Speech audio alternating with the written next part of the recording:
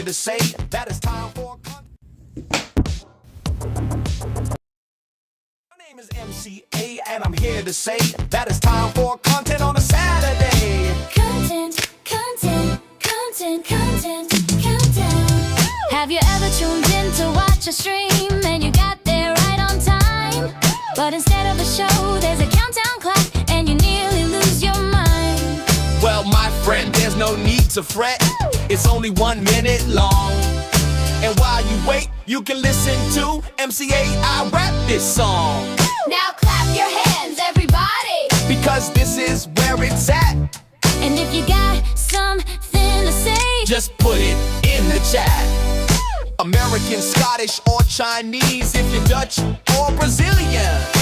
Welcome tonight's special guest, we call him Star Million. content, content, content, content, content, Content, content, content, content. content, countdown. My name is MC.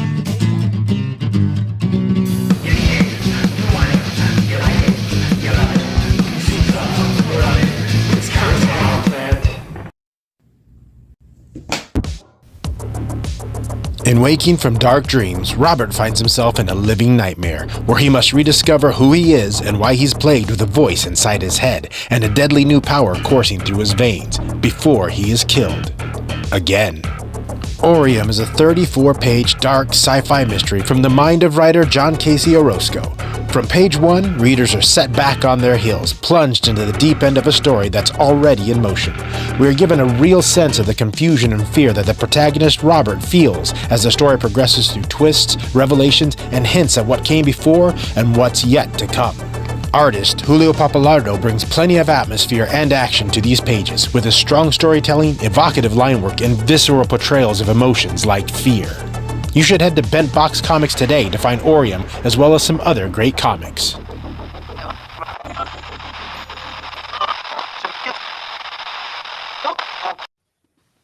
Well, welcome. We got another strange time for the show, but this time it's because we're dealing with someone all the way across an ocean, and actually all the way across a continent, because I'm on the basically far west coast of the States. So it's quite a distance, but we are we're a little earlier than normal, but that's okay. I hope we actually got 2 people watching, so that's cool. And we got a hello in the chat from Radio Stories now. Hi. And we're joined by, as the song said, we call him Star Million on X and other social media platforms. But John Orozco, is that how you say the last name? Yeah, Orozco. Yeah. Orozco. Yeah. Okay, so right off the bat, question about that last name. What is the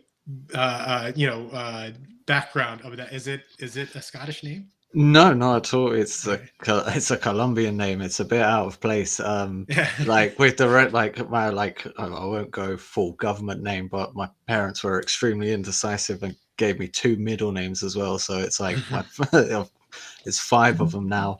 My wife's Colombian, so essentially, like, the tradition is you take the father's name and the mother's name and you slap them together. So. And plus, so now the whole family's Casey Orozco, and it's nice to know there's no one else in the world with that kind of combination. So we've started a whole new lineage, and long may it continue with my boys. But we'll see how that goes. Nice, yeah, because I'm like, I don't know much about Scottish names, but that sounds very Hispanic in its background. Yeah, there's when you think Scotland, it's more like McDonald, and it's a shame really, because had it been the other way around, had well, I don't know how to say that, if my mother had been my father. So if my dad had my mum's last name, she's actually McLean. So I was like this close to being John McLean. Oh, And nice. I would have loved that, because going through airports might have been a bit difficult. But that's a shame. But Speaking of almost having been named something, My dad, my last name starts with a Z. Zeiss is what it is. My dad thought it would be interesting to name me Zigzag. So So I dodged a bullet of Zigzag Zeiss. So. yeah, I'm not going to attempt to even say that right now. But yeah. And I don't know if you said you got kids. Did you ever mess around with like names you thought were a little? Now you look back and you're like, that was a little too clever for its own good. I was so close to having my firstborn being called Thor. So the deal was he had to be born on a Thursday during a thunderstorm. And I was like, because obviously it would have to be. And he was born on the Friday morning, the morning after a thunderstorm. So if he had popped out about 6 hours earlier, he would have been Thor. But I lost that bet, which then meant my wife got to give him his middle name. So his middle name is Elvis.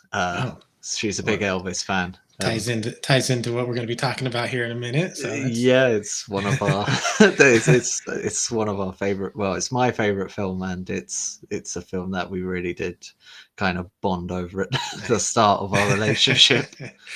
So if you are watching now and watching in the future, what we're going to be talking about tonight is I have a series of questions I ask the guests before they come on, and then ask them to pick. Let's see, 5 movies, 5 songs, or 5 comics, and we discuss various versions of those. With the movies, it's the fact that no matter who it is, I ask 5 of their top movies. I have not seen at least one of them, and in this case, it was 2. I don't remember what the other one was, but it was Goodfellas, I think. Yeah, it might have been. Yeah, because I have not seen that. So, but we went with True Romance. At some point, someone else, I'm sure, is going to offer up Goodfellas, and I'll go that route. But True Romance, 1993 film.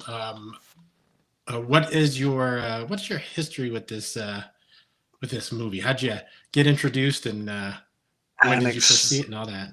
An extremely inappropriate age, like most films. I think, obviously, being like a 90s child, my it is a great middle name. Yeah. I was kind of, I just feel like my dad didn't have a lot of people to watch films with. Like the first film I ever remember physically watching was Terminator 2, and I'm pretty sure I was about 5 or 6 when I watched that. It left memories. It's heavily influenced Oreium, so it kind of that helps. But yeah, I watched True Romance when I was about 12. The DVD had just been released, and my dad had rushed out that day to go and get it, and he was like, "You gotta watch this film." The night before, we had watched the original Assault on Precinct 13, which again is not suitable for my age at all then, especially I saw it had been banned in X amount of countries. But and as soon as it started, the Hans Zimmer soundtrack just sucked me in. It's the song You're So Cool. It's like ding ding ding. Yeah, ding, very ding, interesting. Ding. Yeah. And at the time I had no clue who Hans Zimmer was, and then obviously I rewatched the film a couple of years back, and I did that whole Leonardo DiCaprio thing where I'm like, Hans Zimmer, what? And yeah, no, that's the song my wife walked down the aisle to. Just to like clarify, like my wife has no similarities to Alabama, nor her occupation or her work or anything like that. But yeah, no, it's a film that I generally would kind of show even like girlfriends or people I was dating. I was like, you gotta watch this film. This film's amazing. And my wife was the first person to be like, yeah, no, I've got that. She pulled out the DVD herself. I was like, oh, you're so cool. I was going to ask how many of the dates and whatever were like, oh god.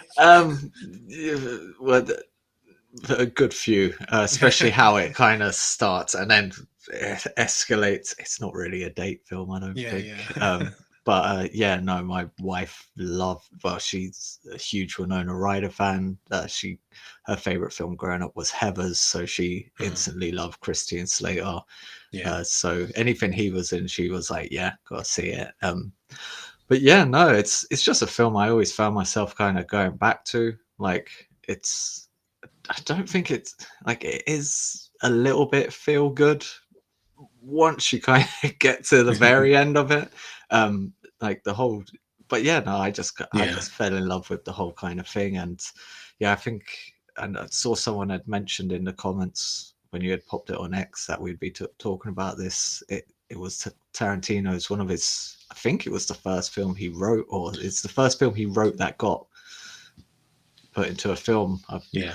But Yeah, yeah, that's one of the things. So when you mentioned it, I've never seen it. I've seen the poster, and it's one of those movies that I know, like, I'm kind of sort of supposed to watch. It's but again, like I didn't see Goodfellas. I've heard, but I just have never seen it. It's just one of those things. But um, and then I looked it up, and I'm like, oh, I did not know this was Quentin Tarantino's a written movie, and it stars everybody.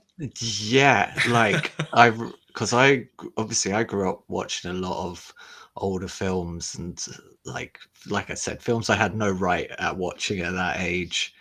And the amount of people I was just like, oh, it's him. And then even later on, after like watching The Sopranos, and then I can't never remember his actual name, but Gandolfini, yeah, James Gandolfini. yeah, I just still relate. Like, he's still Tony to me. Like Yeah, I was like, God, Tony Soprano's in this, and Brad Pitt, and even in the outtakes, because I've went that far that I've yeah. watched like the deleted scenes. Jack Black's was originally in it Really? as well. He was a movie usher in it, which obviously got cut out. But it's like there's just it is literally. I think it's the definition of like an all-star cast. Yeah, we got Tim Olson. Yeah, we're talking about True Romance tonight. I just watched it for the first time last night. I took some notes, and I'll be honest, like the last couple of movies I've had someone suggest, my notes were much more detailed, much more copious amount. This I kind of just started enjoying it. Not that the other two movies were unenjoyable. They were very fun, but they had a lot more. I don't know, like you've seen the 13th Warrior. Uh, a long time ago. Antonio Banderas. Yeah. There's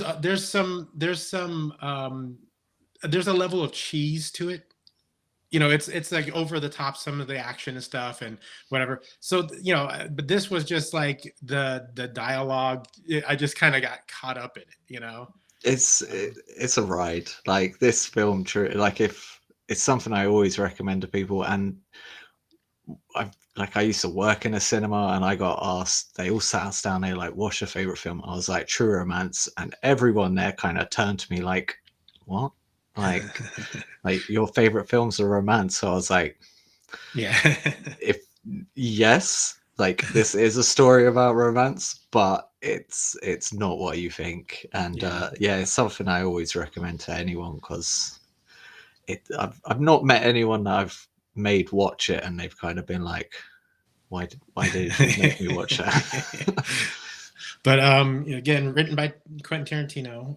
It's got his classic dialogue runs, just things like monologues and just those Tarantino isms are all over this movie.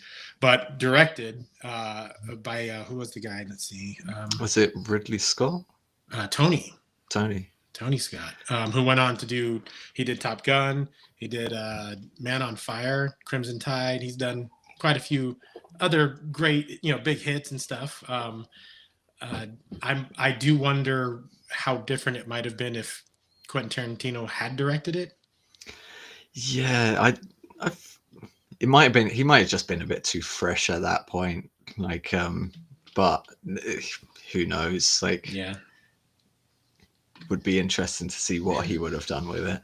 But let's we'll just kind of go through the movie. If you have not seen it, which apparently I'm the only one around who hasn't, we're just gonna like walk through the movie and talk about the, you know, give the, if you got highlights, things that, you know, as we talk about it, pop right in and you know, let me know. But like I said, the first thing that like really just when I was looking it up, the cast. Patricia Arquette, Gary Oldman, Dennis Hopper, Brad Pitt, Christopher Walken, James Gandolfini. Who else was in there? Sam Jackson for a very short time. Briefly, yeah. Michael Rappaport, Bronson Pinchot.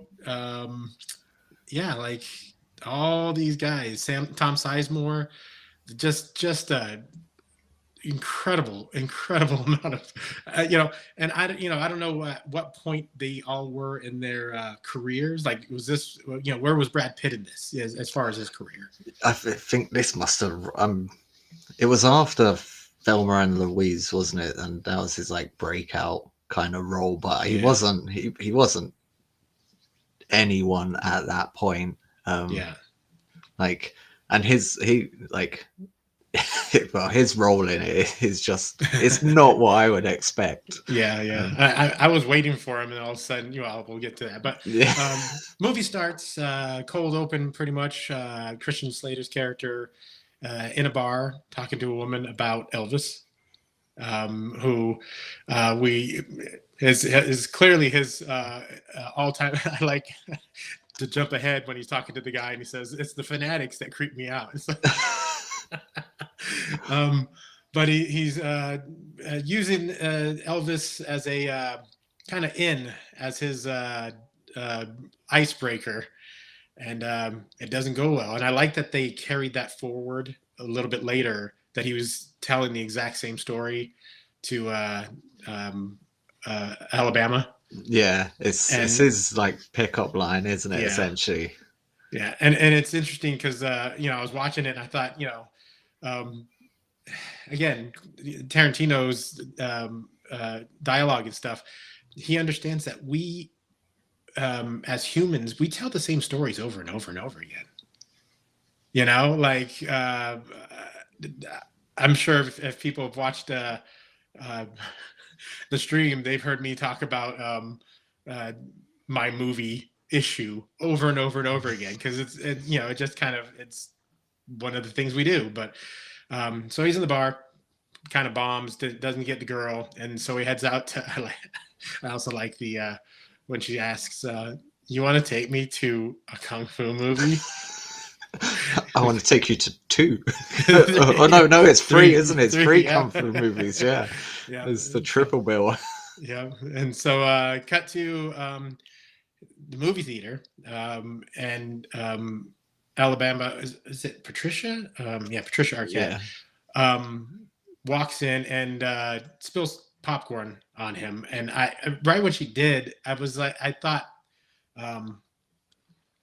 either she's like, was this the best take they could get? It seemed very intentional. Turns out it was intentional, but and they kind of hit it off, it seems, in the theater, and afterwards, it really is a very pleasant, very cute meet.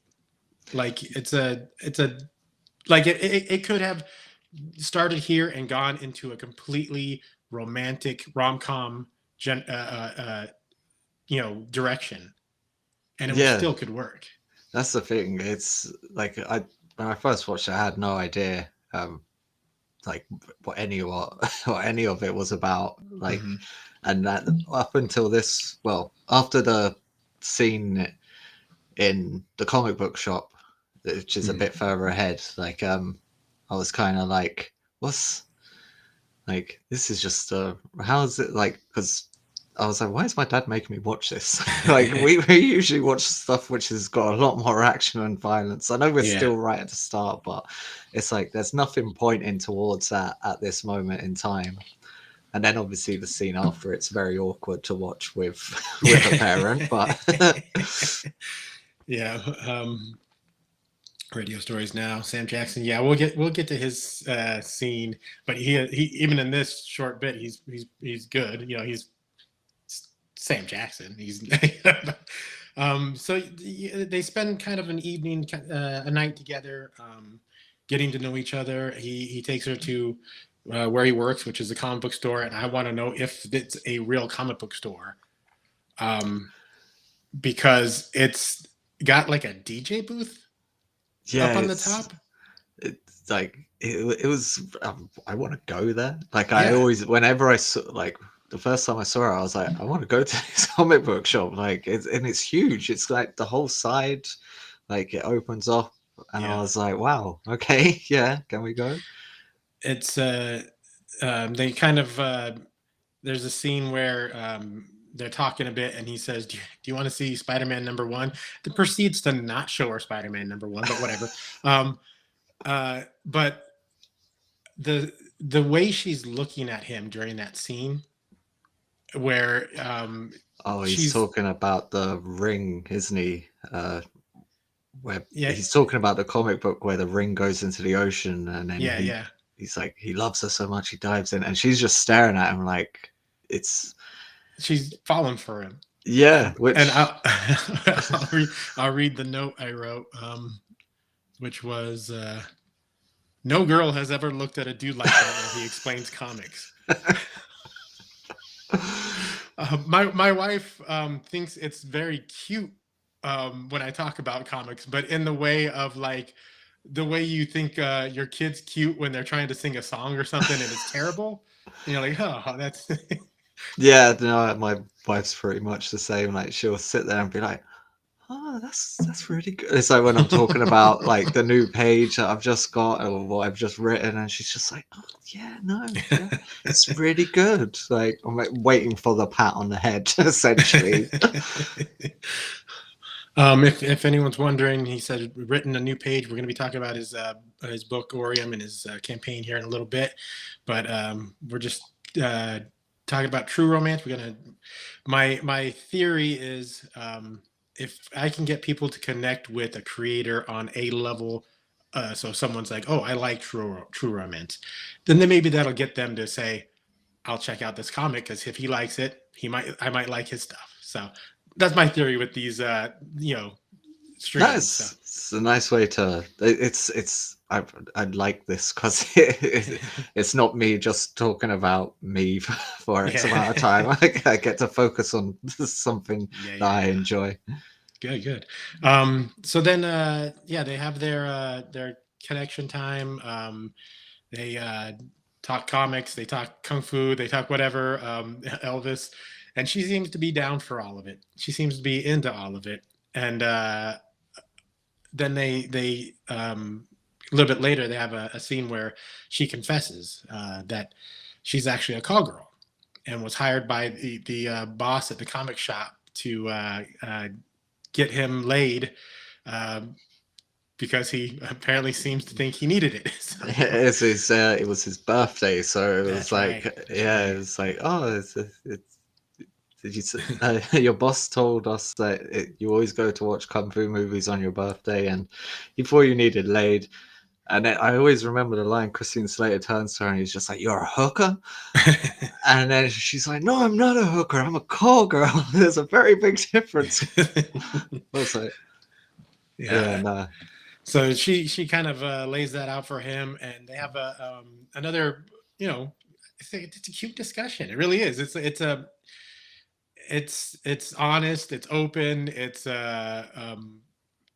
and it turns out okay. It turns out she actually enjoyed the night. She actually does like him. He's kind of excited about that because he likes her, and they cut to next day and they're getting married. Yeah, it's really like the film. It's such a. When I first watched it, it was just like, what? Like I said already, I was like, what's going on? It's like fast forward so many steps, and it's like but really it's not. It is literally the next day. You just see them coming out, and they're getting the tattoos. And Yeah. So like my wife and I, we watch I don't know if you've seen it, what's it called? Love is Blind on Netflix. I've not watched it myself. Uh, No, I know of it, but yeah, no, I haven't. the quickness with which they fell in love in this show reminds me of that show where they talk to each other through a wall. They don't see each other, so it's just purely personality or whatever. But like it's like 3 days or something. They're like I cry and like I love you so much. And then but I watched it. I could watch this and be like oh yeah, I can see that happening because sometimes you might look at it and say, who does that? But people do that. People can, I don't know if they do or if they just think they fall in love that quickly and go and do some foolish things immediately thereafter. Yeah, like it turns out. But yeah, no, some people move at incredible speeds, and you just got to find the right person, I think, and good for them.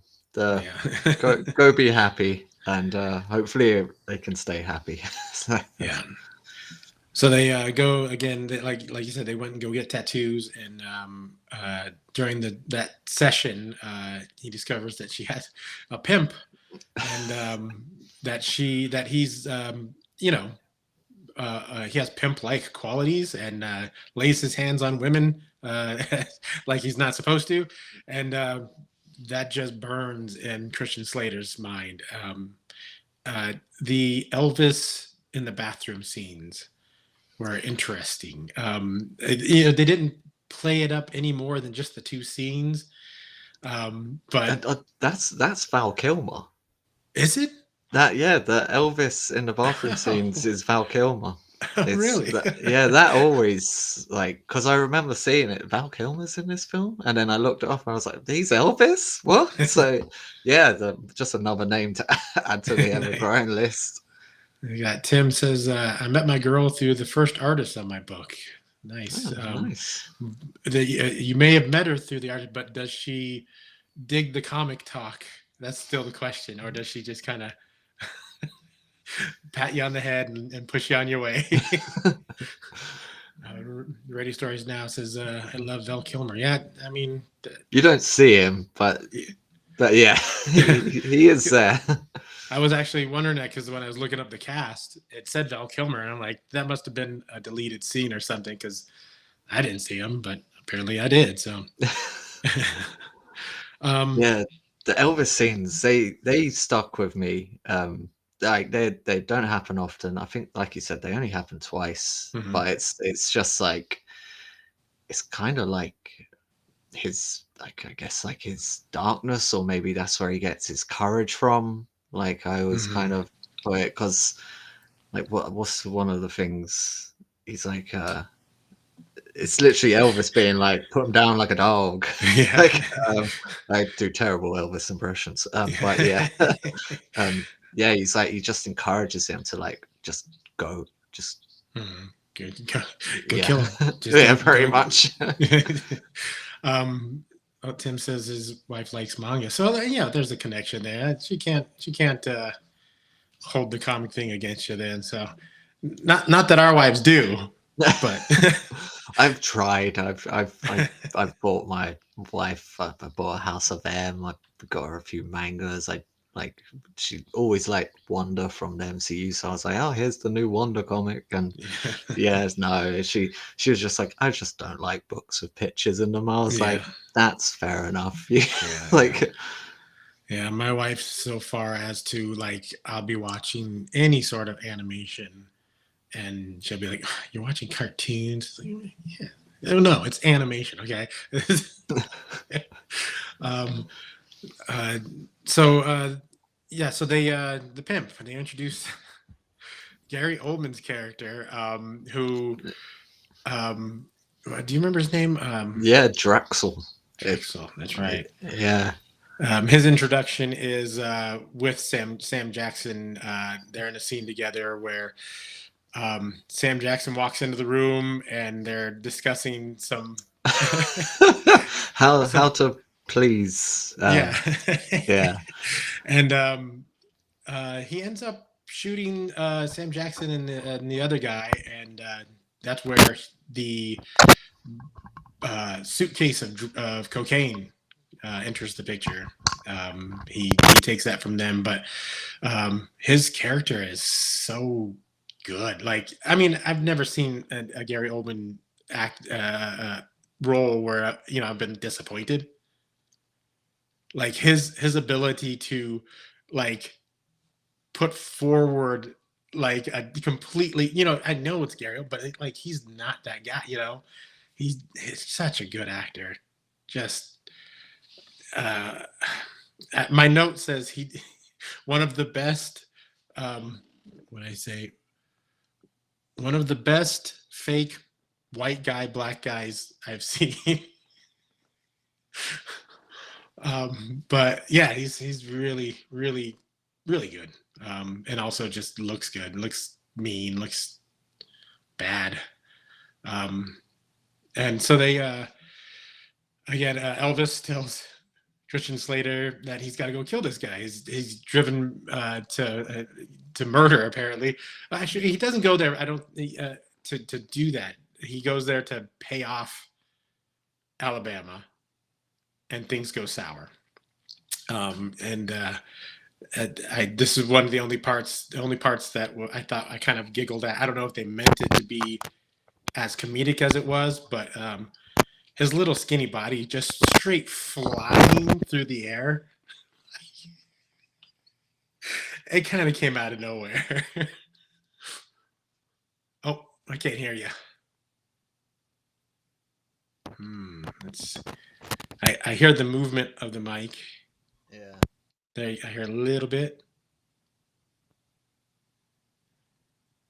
Now I can't hear even the movement of the mic. So let's okay,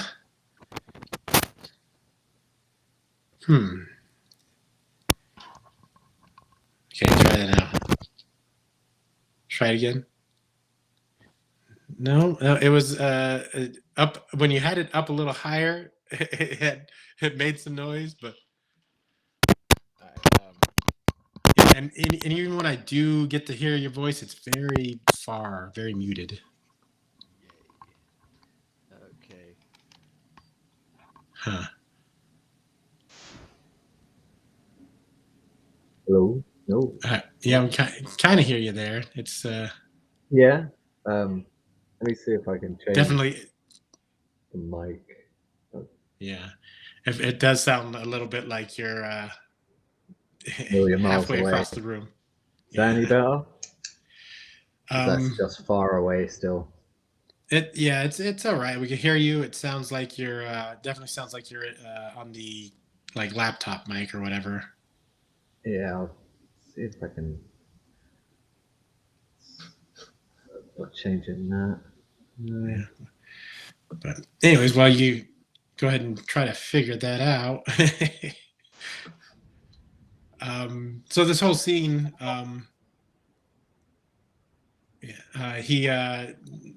they get into a big knockdown, drag out fight, and Christian Slater ends up killing him, and thinks he's getting a suitcase full of Alabama's stuff. Want to go ahead and try see what you. Hello? No. Okay. Wait. Hello? We could hear you. I'm sorry, man. No worries.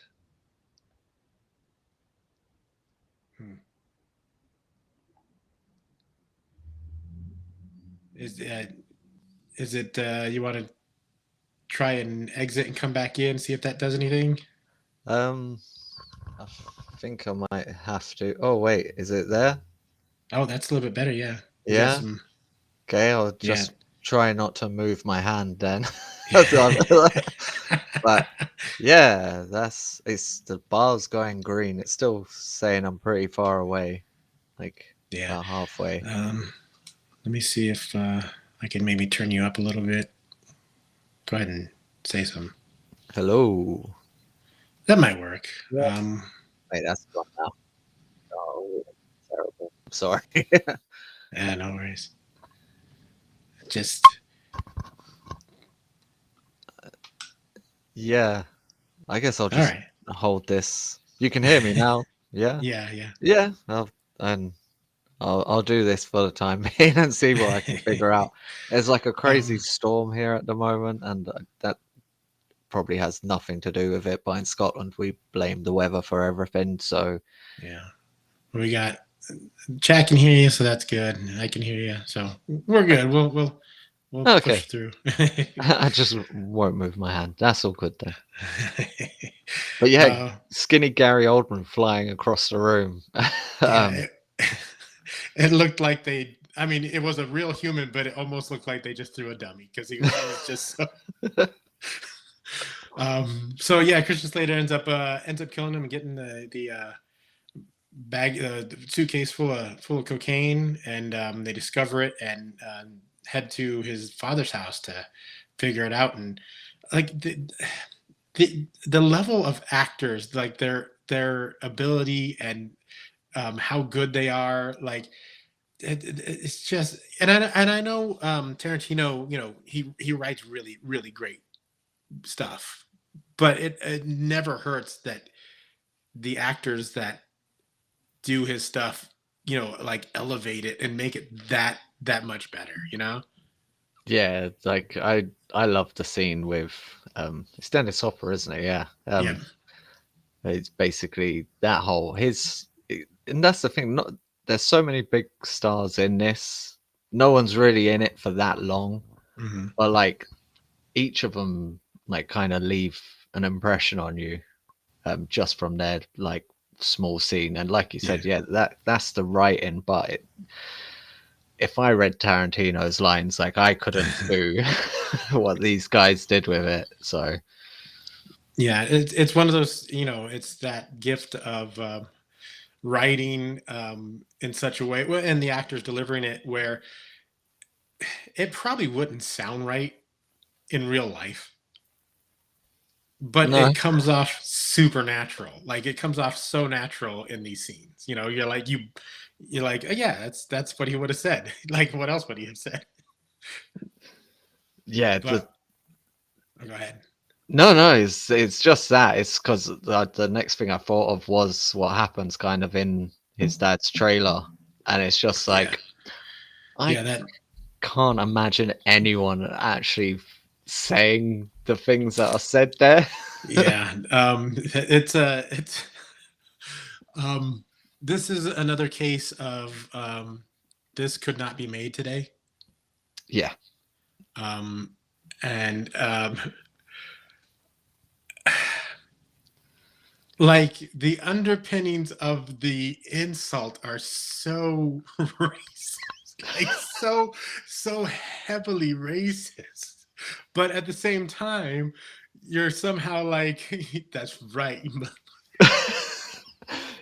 yeah. Like I when I first watched it, I was just like I've heard that word before, but like in like rap music and singers like using it, but never to like this level. Actually, once before, probably in Mississippi Burning, which they made us watch in school. Mm, But yeah, like it's just so the way he like the way he presents it, it's like he's not saying it viciously, yeah. like, and yeah, it's crazy. Tim says, "I think it could be made today, but people are too scared." Well, yeah, that's why it can't be made. It's like, well, and even if someone like isn't too scared, I don't. It's not many studios I think willing to, because they're also scared as well. But yeah, it was uh, it It's was his last hoorah basically. He's like, they gotta kill me anyway. like I might as well get a real just dig into these guys, And And it's a long dig as well. yeah, yeah, It's like, let me tell you about history. Yeah. yeah. And Christopher Walken is fantastic. Like this, I chose this particular shot because this is just after he first mentions the racial history of Sicilians, and there's about, I'm gonna say, like 9 different facial expressions that Walken goes through in like a 3-second period, and then he kind of smiles and he's like, "What?" But he's just like, they're just so good. Like, and James Gandolfini is introduced just as a background character here, but even in that, he's already established as like the bruiser, the guy that's gonna do the bad things. Yeah, it's that I really didn't know where this was going from this point. Like I thought, oh, Christopher Walken's here now. He's gonna be around for a while. No, but That's right. He just kind of like he did his part and he's gone, huh? yeah, he's just like, thanks. It's very much it's a bit longer than his part in Pulp Fiction. Yeah. But yeah, no, but it's a part again for me that's really stuck with like what happens and the way when he stands up and he starts laughing. He's just and he like he's talking to one of the guys and his back's to Dennis Hopper and he turns back around and he like points at him and he's like, "Oh, you like you're a funny guy," and then yeah, kind of just sets off. What's his line? I haven't killed someone since 1988 or something, 80 something. Yeah. He's like, you pissed this guy off who is like, he's obviously he's quite high ranking, Yeah. isn't he? He's not the top. He's not, I think it's Big Blue Lou or something. Who they don't even show. You never see, no. Yeah.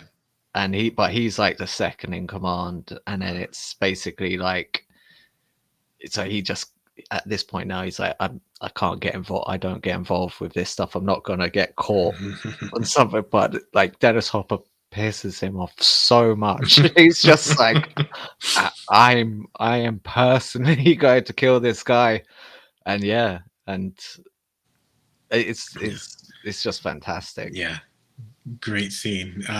But from this, they learn that what is Christian Slater's character's name? Oh, Clarence Worley. Clarence in Alabama have headed to I always Hollywood. remember earlier Draxel gets his driving license. Oh, that's right. And then he says his name is like, your name's Clarence Worley, and then he's like, that's almost like and yeah, and yeah, and he's, but yeah, that's going back a bit, but yeah, Clarence in Alabama. Yeah, what is it? Tim earlier had said, where was it? Let me see. Something about, was it White Boy season? Yeah, when he's like on top of him, he's like, this isn't white. White Boy Day. That's what it was. Yeah. He probably thought it was. But so yeah, they learn that they've headed to California, and we meet Michael Rappaport, and this is the few short scenes with Brad Pitt, the most beautiful, lazy, loser, stoner guy ever. I, to this day, hold this up to as one of his best roles that he's ever played. Like, he's fully, like, commits to this role. He's just like, yeah. The honey bear that he's smoking out of. But yeah, they meet Brad Pitt is just, kind of a side character, but Michael Rappaport's character, who is the best friend of Clarence, and he's connected to some people. Well, they hope he's connected to people in Hollywood. It turned out he's got one connection, so that they can move this cocaine that they have in this suitcase because they want to sell it off and live off of 200,000. Like they really think that $200,000 is going to give them the best life ever. I Yeah. did the I did the exchange for nowadays it would be roughly $450,000 if it were today, and that's like if you live real slim. Maybe move to Thailand, like Yeah. kind of really like stretch it. But yeah, Yeah, this not Cancun, I can tell you that. no, to be young and dumb though, like, and a suitcase full of coke, they had a dream. Yeah. And so yeah, they figure out they're gonna try to sell it and to a Hollywood, what they think is a fairly big wig, and get him to buy it at a discount price and then sell it at a higher price to whoever he would sell it to. And they meet Bronson Pinchot, Balky. And this whole scene was pretty fun, but in particular the vomit all over his sweater afterwards was a nice touch. I like that. It's like it's such a like it's so clever at the, like he's just like they obviously need to discuss this where they can't be overheard kind of Yeah. thing. So yeah, a roller coaster's a great place to do that, I guess. Like, but yeah, the whole way through it, where he's just like he's not really listening. Yeah. And the phone conversation with the guy that the producer is really fun. He's just impatient, and I really like again, it's just the Tarantino's writing is here's one like my notes are, like I said, so slim, but I wrote every little character is so stands out so much, and the one that really caught my attention, and he was in the movie for maybe 40 seconds altogether, was when the Italian guys are getting ready and he's the guy who's combing his hair, Yeah, the young dude, and then he like comes in the door toward like he's the but like he's nobody to the whole story, but he's still somebody. Like he's got a personality, he's got like a style, like it's a person, and they do that with Bronson Pinchot's character and the producer. Like they stand out as who they are. I really enjoyed their characters. yeah, like everyone in this like is distinct to like you can. There's so many of them who like even back in the with Dennis Hopper, it's like there's so many of them in there, but you're focusing on Christopher Walken and Dennis Hopper, and then there's a guy just over by the fridge, and it's just like he's made himself a sandwich, and it's just like he's like, oh Yeah. boss, you might want to see this kind of thing. But yeah, everyone in it is everyone feels unique, and like everyone catches your eye at some point or another doing something. Yeah, it's the kind of writing that makes you as a writer go, do I give up? Like, but anyways, with that, we'll just jump real quick to you as a writer, and we'll get back into this. How much did this Quentin Tarantino's writing and stuff play into you wanting to be a writer and do comics and whatever? It's like probably most people, like quite a lot. To be honest, like after I watched this, I went on to watch Reservoir Dogs, Pulp Fiction. To be fair, like I know a lot of people have a lot of love for Jackie Brown, but I just it just never got up there for me. Like I enjoy it, but like I prefer other things, and even up until like I like the Hateful Eight, though a lot of people like that's too long. But yeah, no, his writing, I could never replicate it because it it's I don't know how to describe it. It's just so like personal to him, but unique. Um, and when I first saw it, I was like, or watched his films, I was like, okay, this is cool. Like, because when I was younger, I wanted to make films and like be a Yeah. director and all of that, and it was heavily based off that. I spent hours upon hours watching really bad films, really good films. Like, it's that kind of thing. I didn't really, I wasn't aware you had to kind of do well at school to go into a kind of career like that. So that veered off very sharply and quickly into working in construction sites and stuff like that. Yeah. Um, and then I kind of stopped doing construction and kind of got into like more like front of house office based work. And then I had a lot of free time when I was working at a science museum. And I was like, it was really busy during like half terms, like school breaks and stuff like that. But like on a normal Monday or Tuesday, there was no one there. And you're just sitting there in front of a computer. And I just opened up a Google Docs folder one day, started writing away. And I was like, hey. And yeah, like that's where obviously this all began. I did a few short stories. I got so bored. There was a lot of like musical theater, like students who worked at the science museum. I'm not sure why. It's very conflicting interests, but it was good because I was like, well, I'll write a musical, and I just saw it as well. It's just a story, and then I just did the kind of Mamma Mia version of a musical. I just picked a load of B tracks of Elvis, forced them into like a World War II story, and on our days where we got really bored, I'd just get them to kind of act it out, and it was terrible, but everyone enjoyed it because it Yeah. killed time, and we were getting paid. And personally, I was like, "Hey, I'm a paid writer. You've just paid me £12.30 for this last hour to write." So, and I've served one person for a 4D simulation to the moon. So yeah, that was fine.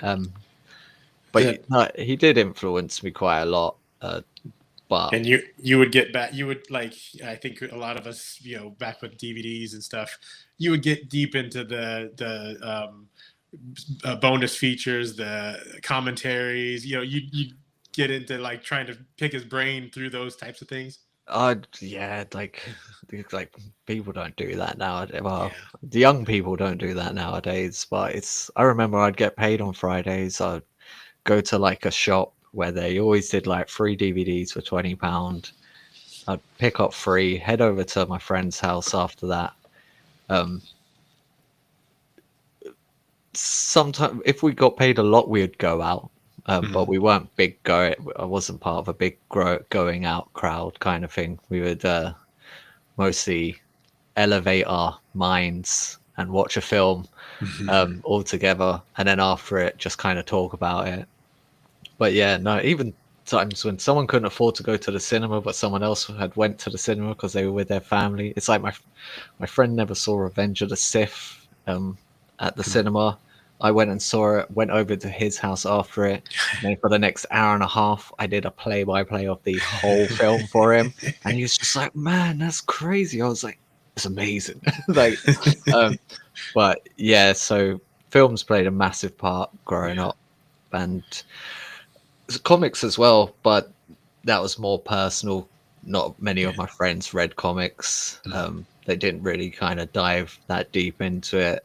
It wasn't until me and another guy and then I drifted away from it just because obviously if you're not around a lot of people that do it, you're trying to be very social and stuff. But then The Walking Dead, we stumbled upon the first issue of that, and like four of us all got into it at the same time. Two of us really got into it, and from that point I was like, oh, I was not privileged enough to direct films and write films, but I could make a comic, and Yeah.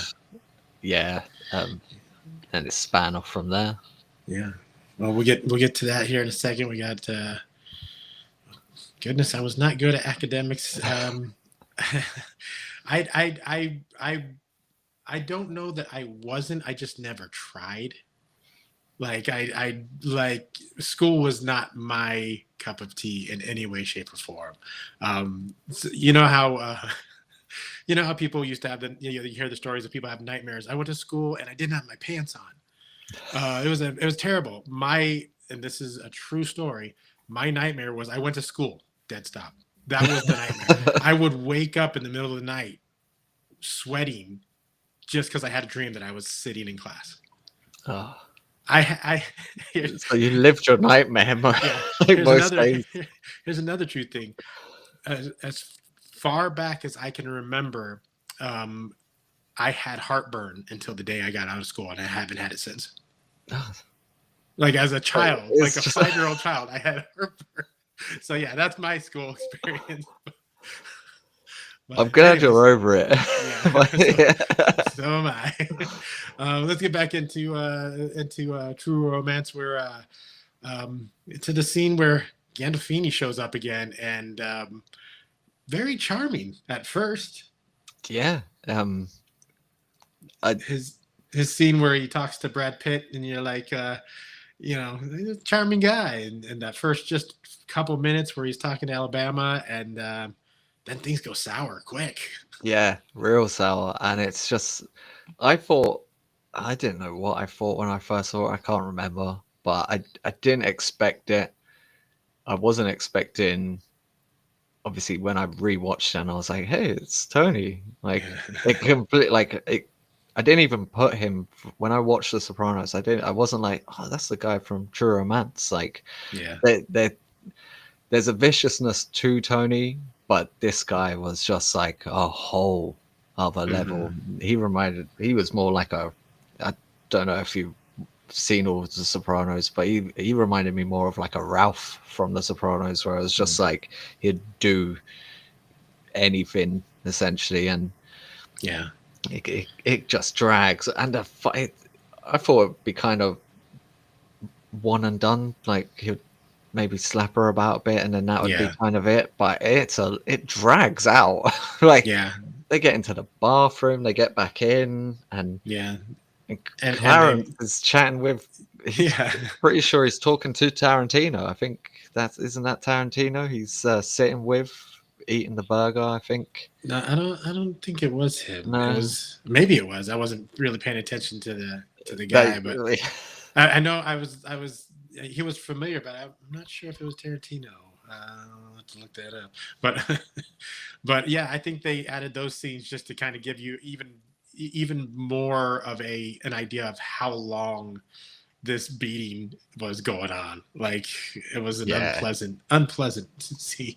No, it was it went on a lot longer than I thought it was going to, and I remember watching it. I was like, she's gonna die. I really thought that was something I do remember when I first watched it. I was like, she is going to die, and then I thought, oh, that's cool because Elvis is gonna come back, and and then it's just kind of gonna turn into this like vengeance story kind of thing.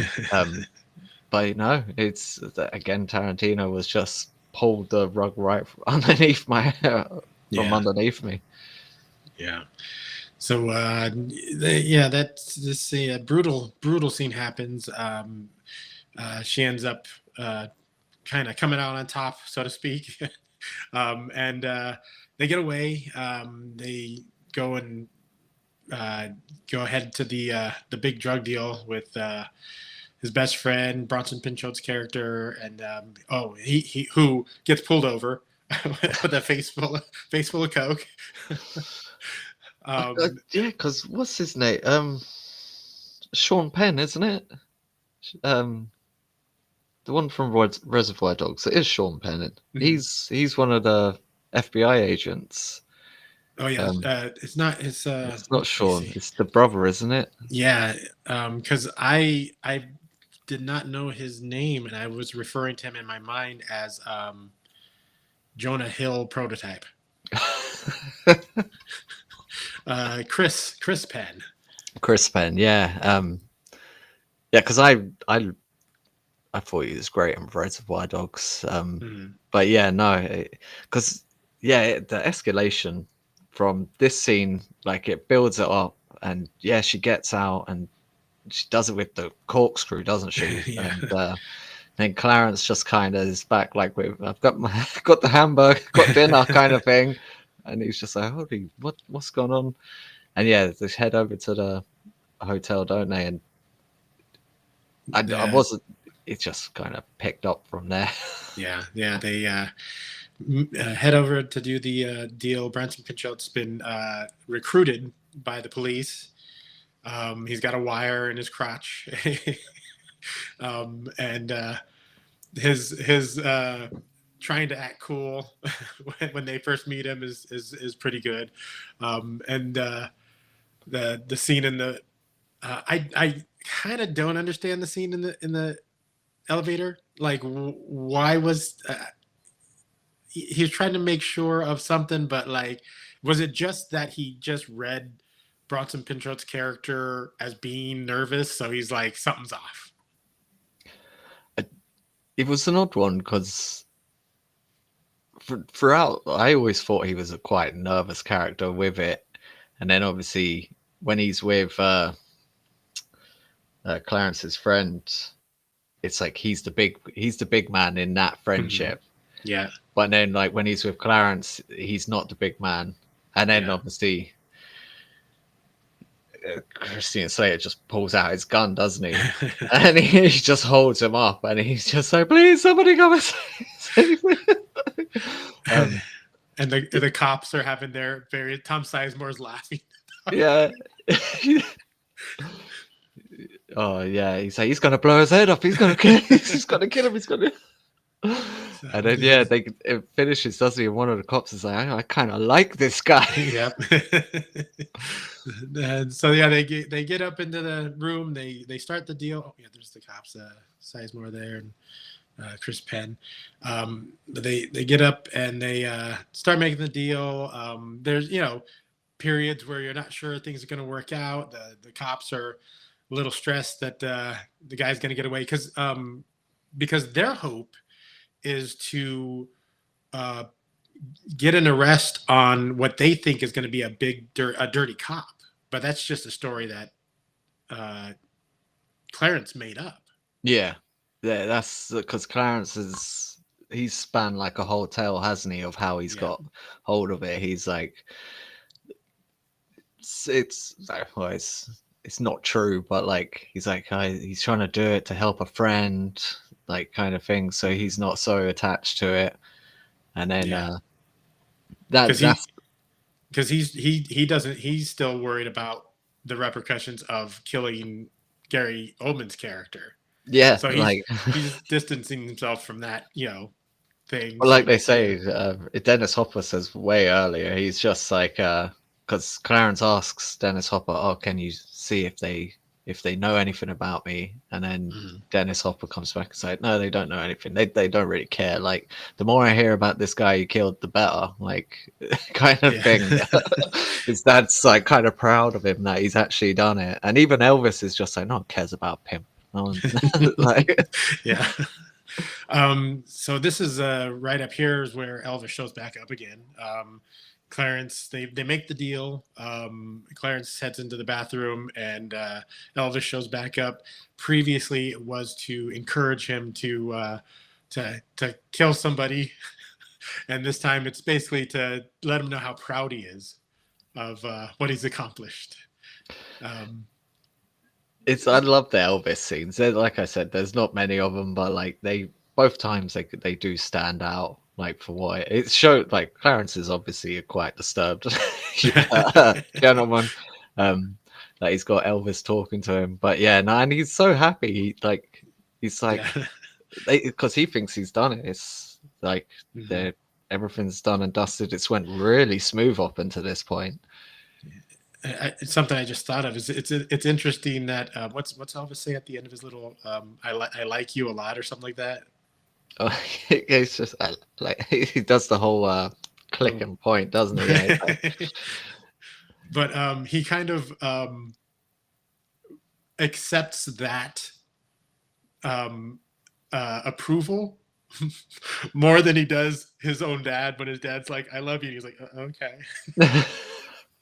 So yeah, he's got some issues. But while he's in the bathroom, the cops, hearing the deal go down, show up. There are a couple of bodyguards in there already. That blonde dude who's in a lot of other shows playing the exact same character with the machine gun. So they have a little bit of a standoff, and then the Sicilian's mob shows up. The guys looking for the cocaine. So yeah, definitely another Tarantino-ism happening in this scene.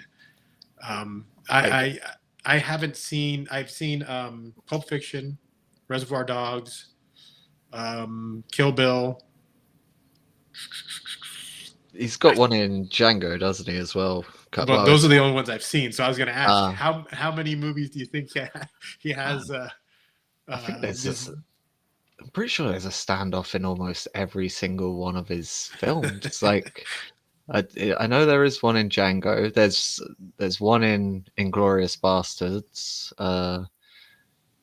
There's one in The Hateful Eight. Yeah, I'm pretty sure he's got a standoff in every single film he's done. I've never thought of it, but yeah, no, there is definitely I'm trying to think if there's. Is there no? There's a standoff in Once Upon a Time in Hollywood as well. It's not like a standoff with guns and stuff, but so like again, these are movies I have not seen because I have not seen a lot. I do want to see. I mean, I want to see all of them, but like highest on my list for Tarantino's stuff is Once Upon a Time in Hollywood. So have you not seen Inglourious? I've seen the first little bit of it, but it was at someone's house, and they're like, "Hey, we should watch this movie," and they had like 8 kids who were running around. So I didn't That's really get not to an see appropriate film for children, right? I would personally like. I think Inglourious Bastards is probably up there as he even ends the film with. Brad Pitt saying, "I think this might be my masterpiece." Like, so it's like, but everyone's got a favorite. But no, that's up there. Like, but yeah, no, definitely check out it. Once Upon a Time, it's great as well. But I wouldn't call myself a fanboy. But Pulp and Django.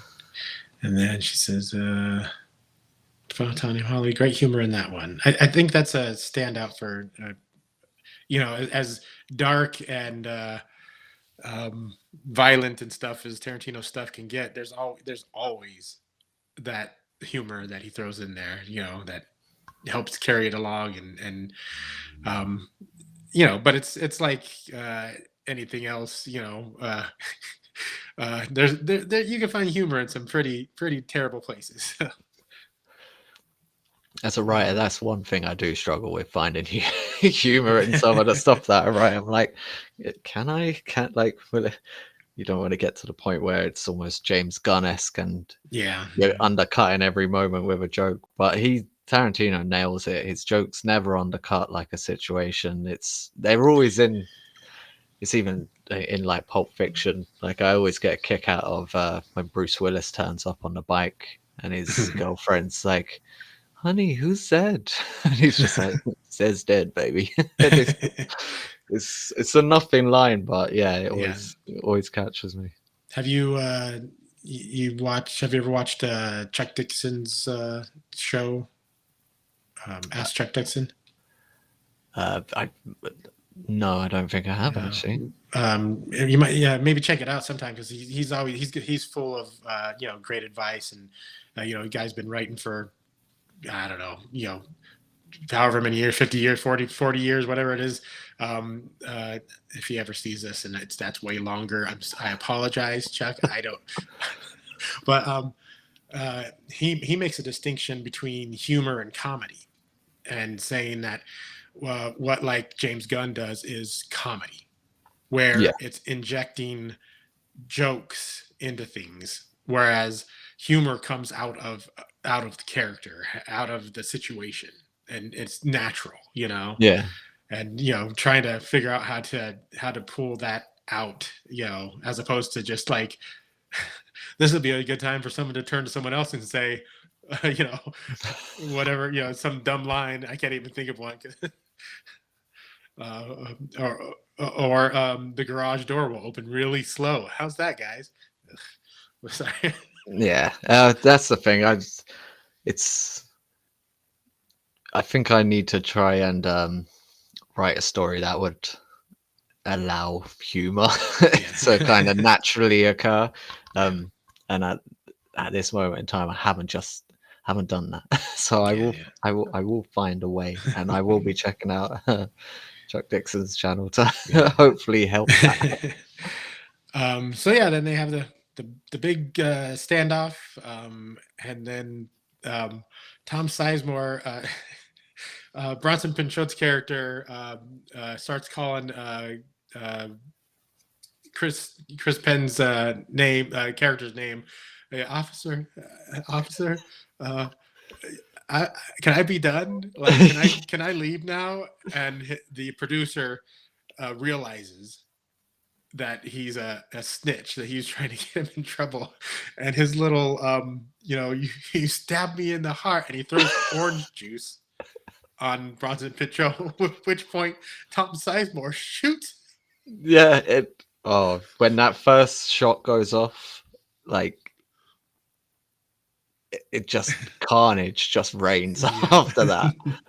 Yeah, pretty much. Yeah, it's pretty much everyone goes down.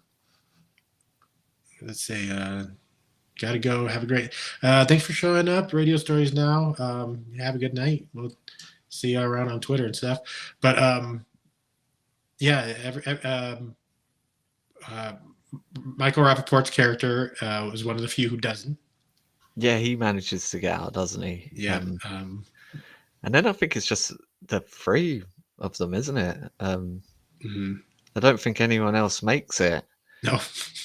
Like, nope.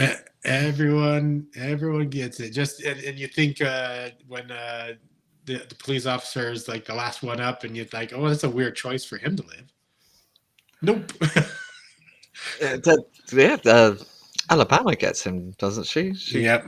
Yeah. Oh yeah, because Clarence has been hit, and yeah, it's just that what I always loved about this film was the continuing escalation. It's like just when you think it's not, it's like the scene with Draxel. This isn't going to be topped, and then you got the Dennis Hopper scene, and you're like, okay, this isn't going to be topped, and and each one, and it just stacks and stacks and stacks, and then ending with this, it was just like, it was crazy. And then I think, it's even more police, FBI agents come running in, and I think they got a standoff with some of the Sicilians still. Yeah, which was a smart writing. Kind of like if you were writing the story, you'd be like, okay, so how are Alabama and him supposed to get out of this? Well, what if there's still people out there waving guns around? So I think even though you can recognize that as a I don't know, what do you want to call that, a workaround, I guess, from a writing stance. It's like kind of like plot armor, in a way. I kind of thought, but there's two endings to the film. Initially, obviously, well, Clarence and Alabama get out, but initially there is the other ending where Clarence doesn't live.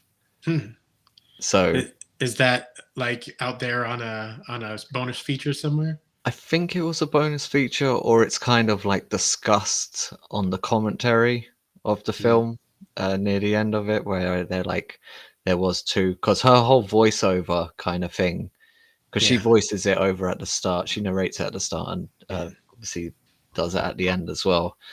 But yeah, so there was a point where he wasn't even gonna live, but Yeah. that's not true romance, is it? So Yeah. Yeah, it is. So yeah, it ends with they do get away. They get away with the money, head down to Cancun apparently, and have their happily ever after, and have their child whose name is Elvis. So yeah. wraps up nice and tight. We got Kyle Prometheus in the chat saying hi to us, Hello, and Kyle. hi to Tim and Radio Stories Now. Hi, brother Kyle. How you doing? Thanks for joining the chat. But yeah, so altogether, I really enjoyed this movie. Like I said, I got engrossed in it, so my notes were slight and slim. I kind of I always kind of point out things that I didn't like, and I will be honest, I felt she was the weak point of the entire cast, and Yeah, I did not enjoy her voiceover at the beginning at the end. That's just me, but yeah. I think it's not very strong, especially at the start. Obviously, she's talking about, she's like, "Who would have thought you would have found true romance?" Like, I'm sorry, Yeah. I can't, like, I won't I, attempt to I do don't that. think she could either. Like her, yeah. So maybe an improvement, but yeah, she's like, "Who would have thought you would find true romance in like Detroit?" Yeah. Essentially, it's not like, I know very little of Detroit. I know Eminem was from there. I know a lot of cars used to be made there. Yeah. Yeah, that's about my my knowledge of Detroit. But yeah, it's I don't think my knowledge is much better. but she, to be fair, like, I'm not sure who else could have, like, Mhm. 1993. There was a few of actually good actresses around at that point, but who would have been willing to, well, actually, when I don't know who else you could kind of get to do it, Yeah. like, but It's like when you have one of those bands where the lead singer's not really good, but you're like, who else could do this though? Like I yeah. can't hear anyone else doing this song. But yeah, it's her character. It's like her role for It's sure. quite simple, isn't it? It's like she turns up, she's a cool girl. I'll give her dues. She's not a hooker. She's a cool girl. But it's like she turns up, she has a job. She does her job, but she fails at the finer points of her job, i.e., not falling in love. Yeah. Yeah. Was with it day 4? yeah, with the client. And obviously, but then after that, that's what she plays. Like, the only time where her character really kind of has any edge to her at all is obviously the scene in the hotel room. Mm. And even then, it's the the best thing I always got from that was like, it's like the desperation from her, like, because even I'm just still Tony Soprano, or it's just he's just like, so what are you gonna do? Go on, do it, and he like Yeah. opens up his chest. He's like, and then she just slams it into his foot. I was just like, Mhm. oh, she actually did something, Yeah. like, and yeah, like, but that is like the high point of her character. Like, Mhm. she's kind of, as much as she narrates the start and the end, like, it's all about Clarence and kind Yeah. of like, this guy who's not had a great life so far, hasn't found love, spends his birthdays on his own watching free kung fu movies, Yeah. and trying to chat up women by saying, I'm not gay, but I would sleep with Elvis. Yeah. And is generally met with, yeah, I would sleep with Elvis too.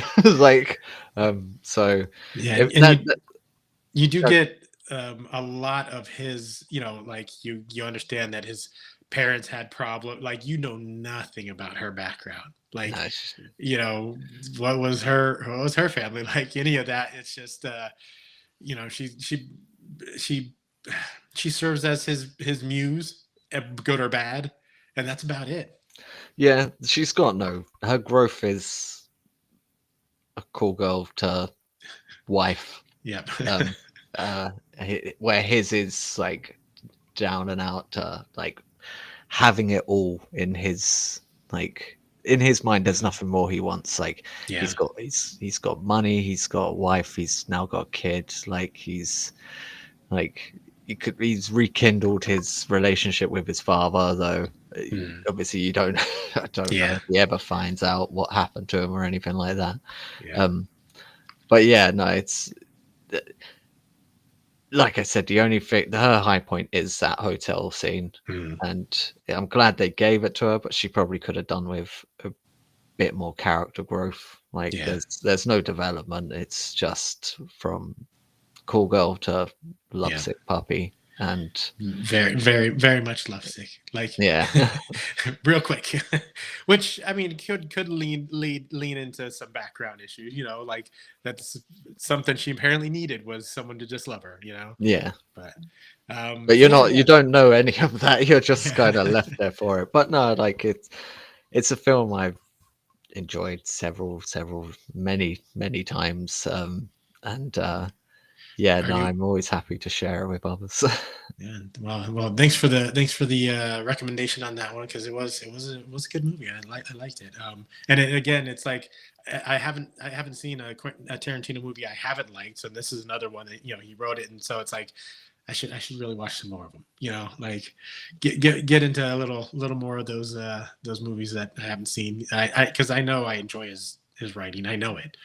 And even his directing. Like he's got skills. So. Yeah, he really does.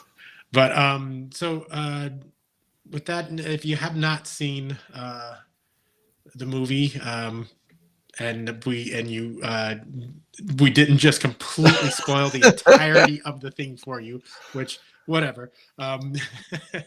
Maybe I should have some sort of spoilers, frame or something.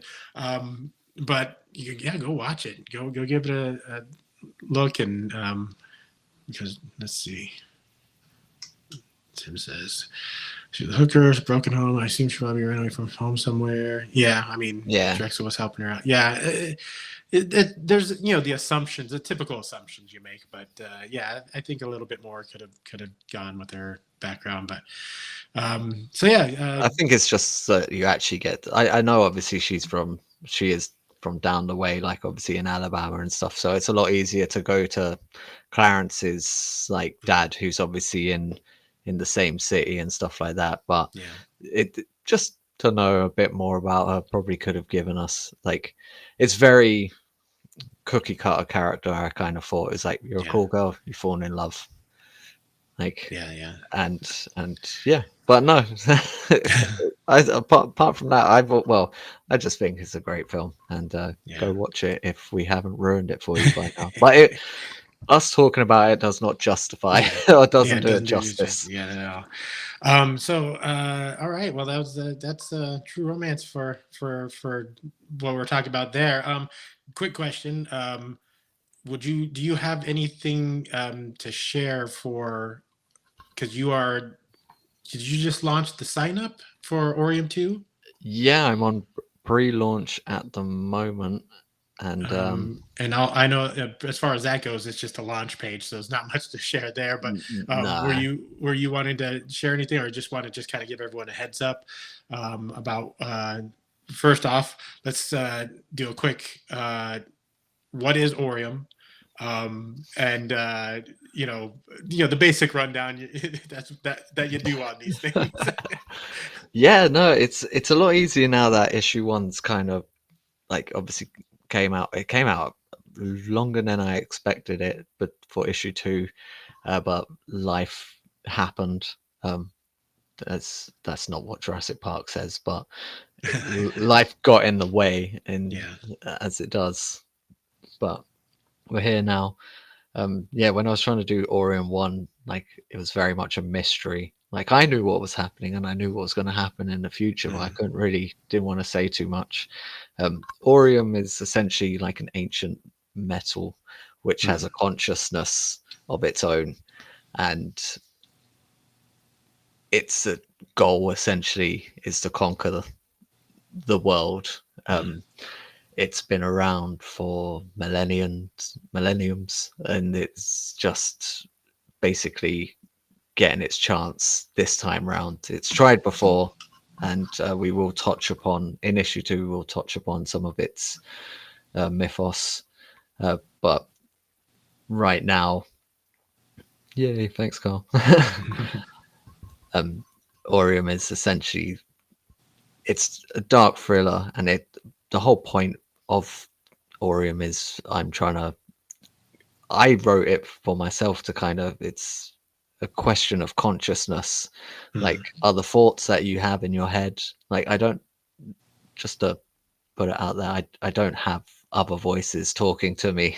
But that voice that you hear, it's like when you hear yourself speak in your mind and then you listen to a recording of yourself, you're like, is that what I really sound like? Yeah. But how true is the voice in your head?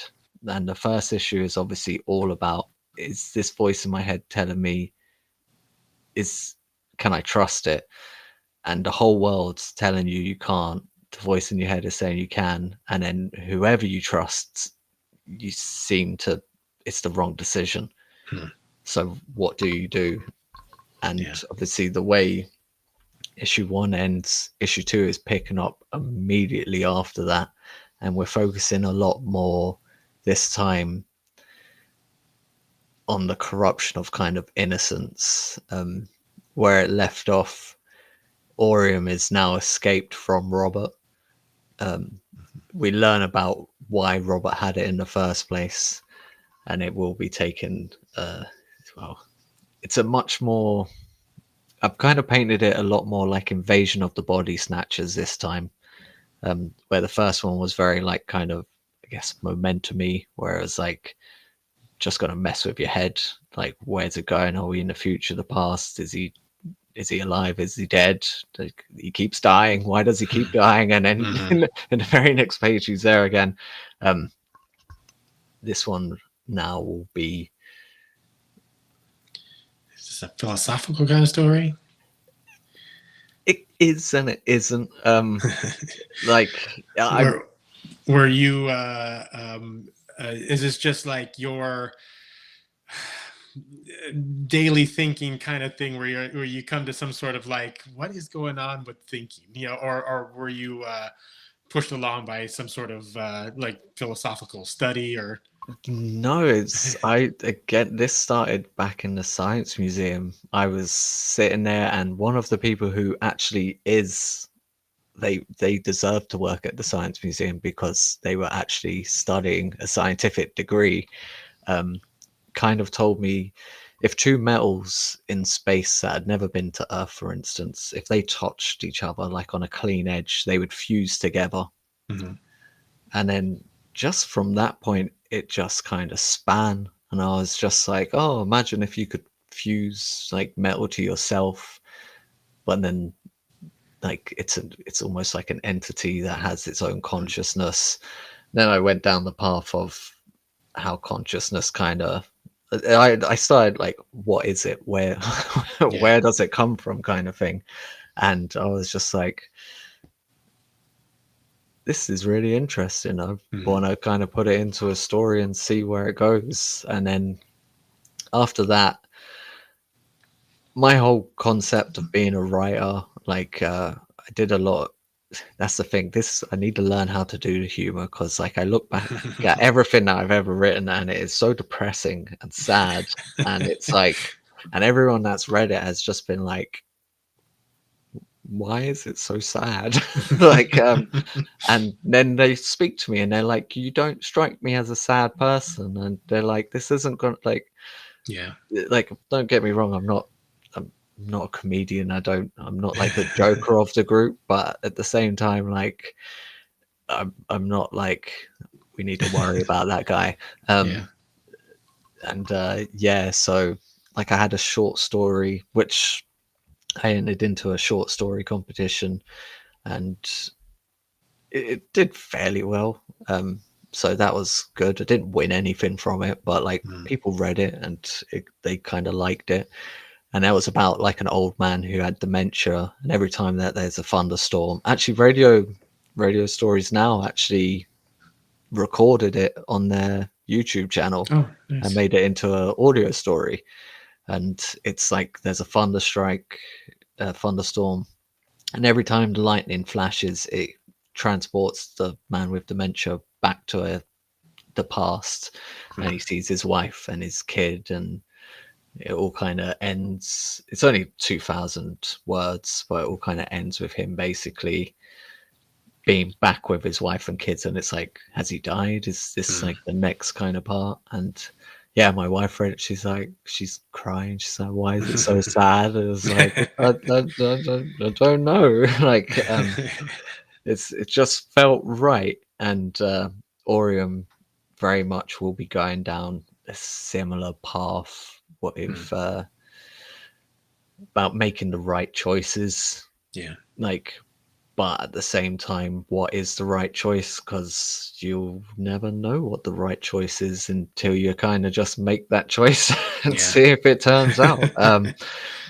Like, obviously, there's morally that this isn't me condoning anything. Like, there is always a morally right and wrong choice to certain things, but Yeah. obviously, just even your day-to-day choices, it's like, what about if you go this way today instead of that way? Like, you could find a bag of money, and then Yeah. that bag of money was owned by a pimp named Yeah. Drexel. Yeah. And yeah, so it kind of all comes from that. Great marketing line. Can we trust the voice in our head? Yeah. So it's just that's what Oreium essentially will be. It will this second issue, and then there'll be two more after it. That will kind of conclude with this story. Yeah. After that, we're gonna go back to like Greek mythology, when Nice.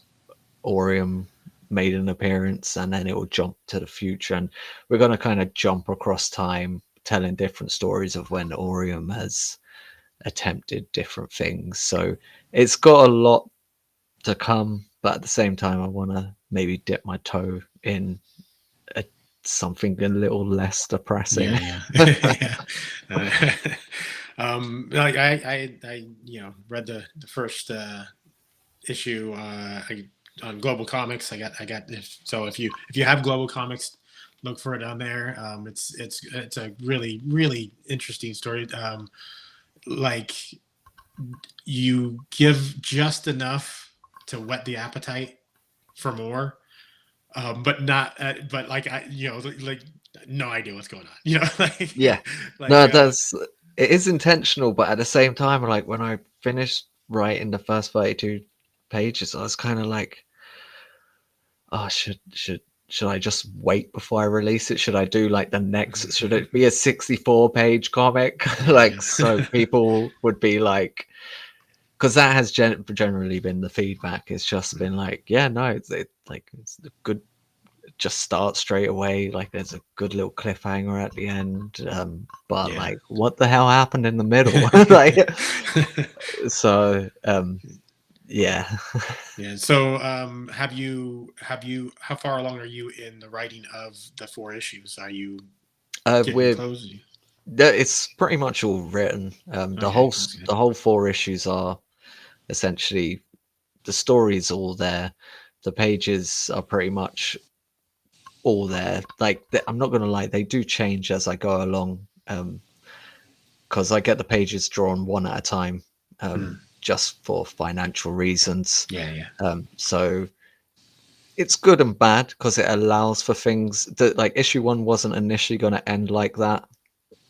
It was going to end not with kind of Oreium leaving Robert, and it was going to be a lot more personal story. But then I thought kind of like the hero needs something to save. It's nice for the hero to save himself, but Yeah. Yeah. Yeah. Give you kind of it helps with the more of a cliffhanger feel, you know. If it's just him like at the end of the episode, at the end of the issue going, and now back to my problem. Yeah, yeah. So that's because I didn't want it to kind of be like like in Revenge of the Sith, where Anakin's just like, "What have I done?" It was going to be a very much like that, and I was just like, "That's just not a way to end an issue," kind of thing. Oh, I see what you say. Yeah, I get it. So I was like, "No, there's a better way to do this." And then so I kind of literally like changed it up, and I was like, okay, this works a lot better. And that's been the general feedback from everyone that's read it. They were like, that ending, like, yes, like, Yeah. that was very good. I was like, oh, thank you. The rest of it we'll leave up in the air, but the end, yeah. Well, we get a cool T-shirt with this zany face, the zany face look of the young lady. Those, your artist, his, the fear, like I pointed out in my little review, he does such a good job of those smaller emotions that. So I have a bar for my comic artists that if they can draw somebody doing something just plain natural, just plain, so you know, this, you know, just like and it's not like all clenched fists and, you know, whatever. And he does such a great job of you know, the like the little dimples that she has in her chin in that one panel where she's terrified. Like that's good stuff right there. I'm so lucky to like literally when I first started, because Oreium started as like a 4-page comic that I wanted to kind of send to Future Shocks over at 2000 AD that they used to do. But then like I just kept thinking, and this story kept growing and growing and growing. And then I was like, I can't draw. Like I tried, like if you give me enough time and a picture, I can look at a picture and I can draw a average copy of it, but I cannot see something in my head and then put it on a page. Yeah. I can describe it well enough because that's obviously what me and Julio do. It's obviously I'll be there. I'll be like, okay, like send him the script. I'm like, this, these angles, and then I'm like, but anything that you don't think will work, you change it, Yeah. and he does, and that's fine. I'm really happy for it because I literally stumbled upon him on Fiverr. I was going through all the artists on there, veering away from all of the AI content, new artists that are on there. So it's like everything that you see on there, you have to go look at all of their samples, check all the hands, check all the clothes, check everything, like, because that's essentially what will happen. And at the same time, I didn't want there's, with how popular manga is obviously and anime, there's so many manga artists and anime on there, and though it was a option to go that way, it's I just didn't feel like it would fit. Yeah, there's a grittiness to his strokes and his line work that really fit. Like there, it's I don't want to say rough, but there's a raw is more what I want. You know, it fits the mood very much so. And I don't think a manga look would fit with that, or even you know, a typical superhero, American superhero look. You know, Yeah, it's a more grounded you know, art style. And I lent more to, like I was saying, what dragged me back to comics was The Walking Dead, and I was there from like issue 1 and it's like I just fell in love with that kind of style. And then Yeah. once I found Julia, I was like, okay, how much is this guy? Can I afford it? And how long will it take? Yeah. And the first issue took like almost 5 years, just trying to Mm. get it all nailed down and everything. This one is, by the time that the Kickstarter is finished for the second issue, it will be essentially just shy of 2 years from the start of the first Kickstarter. So it's Dang. quite long, and Yeah. that's a few people who have backed it. Like I've sent them the link, like, "Hey, go sign up for pre-launch too." And he's like you've kept me waiting so long, and I'm like, I know, and I'm sorry. But yeah, he's a fantastic, and my only worry is that he'll get picked up by someone who can pay him a lot more money than I can, and I'll have Yeah. to finish this story with someone without his hands. Though he has said, like, no matter what, like, we will get the 4 issues like finished together. Oh, nice. And yeah, it's been a long, a long road together. Tim says, pick up a copy of Zed Odysseus. That will give you an idea of how to make a funny story. That's his one of his comics. Melvin is his other, which I gotta. Tim, if you're still watching, I didn't make it to the thing. It was the first, right? It was a weekday. I was at work. Sorry. He actually lives in the same valley as I do. So, which I just learned a few months ago. But I got a notification. Oh, low power mode. Apparently, I stream on my iPad. Oh, And, fair. I got a little bit longer, but what was the question I was going to ask you was if anyone's watching, when you're watching, I do have the link to the sign up in the description and pinned to the top of the chat. How long before you launch, and what are you looking for as far as getting everything? What's your plan on getting it all finished up and So done? basically, I do it in, I think, the most backward way possible. There's 28 pages completed by Julio already. I don't get the cover done until a lot later into the. I know some people who obviously get the cover straight away, and it's Mhm. great to show people. But I don't do that. I wait until I'm a lot nearer the end of the story, because once I've seen all the pages, I can kind of put together what a good cover is going to look like. Yeah. Obviously, the first cover has got the Spider-Man homage to it. This one is a lot more unique, but that is gonna. I'll have that in about 2-3 days.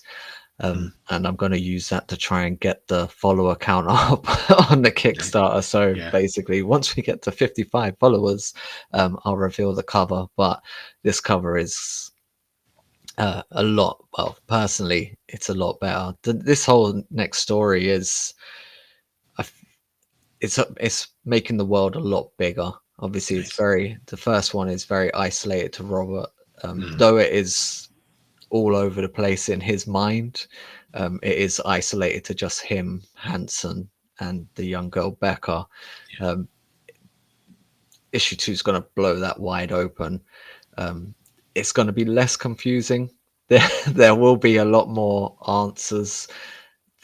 Unfortunately, there are more questions, but those questions aren't as much as what's going on. There'll be genuine questions there. But yeah, no, the whole goal will be starting in the 1st of November. The Kickstarter will run for 60 days. It's not a high funding goal. It's enough to cover the printing essentially, which is just going to be £500. The top of my head, I cannot remember what £500 is in dollars. But that is an increase from the first one was only £200. We ended up getting to 1,200. So it looks pretty when I look on Kickstarter. It's like 600% funded. So I was like, well, we'll put it to 500. Obviously, hope we can clear that. But at the same time, there's a few comic book shops in the UK who have said that they would be open to taking some copies. So Nice. that's Yeah. always good. Yeah. But yeah. Let's see what Kyle says. The first cover is suitably iconic. We're looking forward to the next one with great interest in the intrigue of a wider world. Definitely, yeah, I definitely want to see get a few more answers and you know what is this Oreium? Where's it come from? Like those, it's you know it's a dark scary thing that I know, we know really nothing about other than that it's trying to take over. It's like it's gonna spread. It's gonna do some bad damage. Well, But and now it's free, and this issue is about it spreading essentially. And yeah, it's slightly revealed in this one. It's not like a big reveal or anything like that. So, like, as I've been kind of thinking about it for the last couple of like months, like there's going to be a certain reveal, and Oreium's, well, Oreium essentially, as we saw in the first one, can heal. So there will be kind of ties to like the Fountain of Youth. oh, nice. And then eventually, like I said, with us going back to Greek mythology and the kind of next story of Oreium, it's going to be essentially the ambrosia that the gods drank. So that kind of hope gives a little to it, but obviously a lot more will come about from it. And yeah, no, I'm looking forward to issue 2. I think it's better than the first one. The first one really was a mystery. It was my first time kind of writing like a comic that I was putting out there. I've grown, I think, as a better writer. I haven't really done much more writing. Like I brought out the Carol, which was just a 4-page comic that I kind of put out, and that kind of was well received for what it was. Like just another sad story about an old man dying. It's like there's a running theme, but yeah, Oreium is a lot more. I'm hoping it's more of a thinking story, and yeah, it doesn't lean so much to Tarantino. Hopefully more Christopher Nolan. But yeah. All right. Well, like I said, I got a low battery appearing on my screen. We're getting close to a couple hours here, but I want to thank you for coming on the stream and talking true romance. No, like this is. I've loved this. I wanna I wanna jump on streams and talk about films more. Yeah. No. And if you want, the music choices and the comic choices, we can do that sometime if you want. We'll just pick 5 songs and let me know what part of your life did that impact you, and what was going. Those stories to me are.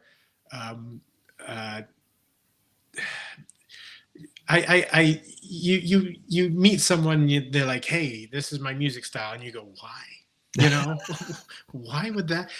But a lot of times, that song was there when they were going through a tough time, or whatever it is, or it just reminds them of a good time, whatever it is. I liked those sorts of things, to hear why is it that people like that song, like the music they like, and because it ties to them, it ties to who they are, where they came from, who they are as a person.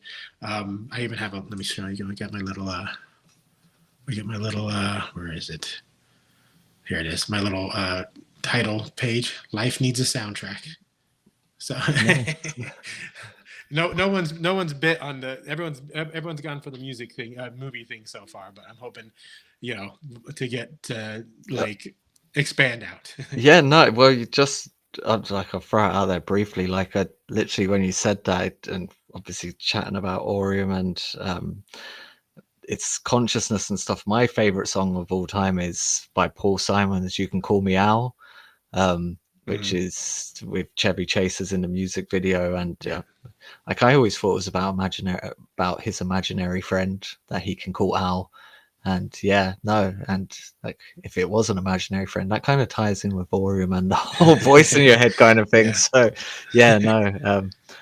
Good evening, definitely. John. We got Kyle saying good night. Try to watch True Romance one day music. All right. Have a good one, Kyle. If you're streaming tomorrow, I'll try to tune in.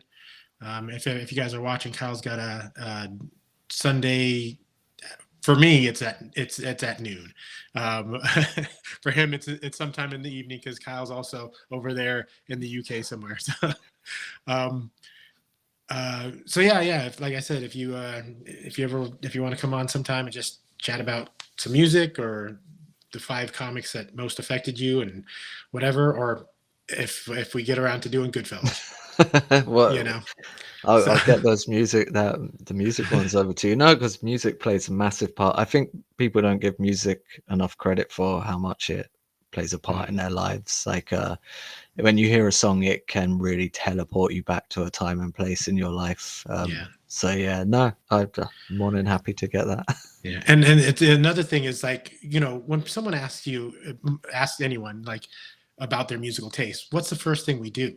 We go for the coolest, our favorite, or the thing that we think they should know about. But there's other stuff that's out there that is part of our lives. The stuff that I don't know if you've ever seen the musical Oklahoma. No.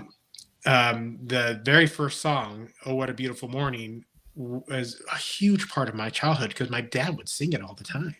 Oh. In particular, when he would take us on drives out to the country in Arizona to go just wander around, the high desert, and it was just there. And I sang it, growing up. And then one day I watched the movie. I'm like, these guys stole my dad's song. That kind of thing, so yeah, it's that kind of thing. Just get to know people through movies, through music, through comics, and just, good stuff, fun stuff. So, but again, thank you for coming on. Thank you for having me. You're very welcome. Everyone, I don't know what my next week is. I've got some sort of get together. So if I have time, I'll do just a chill stream at some point. I don't have any guests lined up, but the week after that is Strange Pages. He's going to be talking about Roy Beckwith, I believe is the name of his book. We're going to be talking about that. And I don't know if he sent me his recommendations yet, but yeah, he's going to get me some sort of recommendations. So we'll see what that's about. But we hope that y'all have a good rest of your day, good evening, wherever you're at. And we'll talk to you later.